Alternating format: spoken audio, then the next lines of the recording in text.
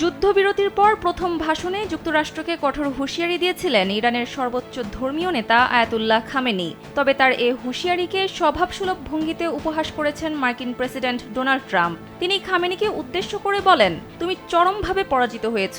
শনিবার বার্তা সংস্থা এপির এক প্রতিবেদনে এ তথ্য জানানো হয়েছে। সামাজিক যোগাযোগ মাধ্যমে এক বিবৃতিতে ট্রাম্প বলেন, ইসরায়েলের 12 দিনের হামলা এবং যুক্তরাষ্ট্রের 3টি গুরুত্বপূর্ণ পারমাণবিক স্থাপনায় বোমা বর্ষণের ফলে ইরানের পারমাণবিক কর্মসূচির মারাত্মক ক্ষতি হয়েছে। কিন্তু খামেনির মন্তব্যের সঙ্গে বাস্তবতার মিল নেই বলে দাবি করেন ট্রাম্প। খামেনির মন্তব্য ইরানের সবচেয়ে ক্ষমতাশালী রাজনৈতিক ও ধর্মীয় নেতার জন্য অশোভনীয় বলেও উল্লেখ করেন ট্রাম্প। শুক্রবার মার্কিন প্রেসিডেন্ট ডোনাল্ড ট্রাম্প ইরানের সর্বোচ্চ নেতা আয়াতুল্লাহ আলী খামেনির করা সতর্কবাণীকে উপহাস করেছেন। খামেনির উদ্দেশ্যে ট্রাম্প বলেন, তিনি একজন গভীর বিশ্বাসী ব্যক্তি। তার দেশে তিনি অত্যন্ত সম্মানিত ব্যক্তি।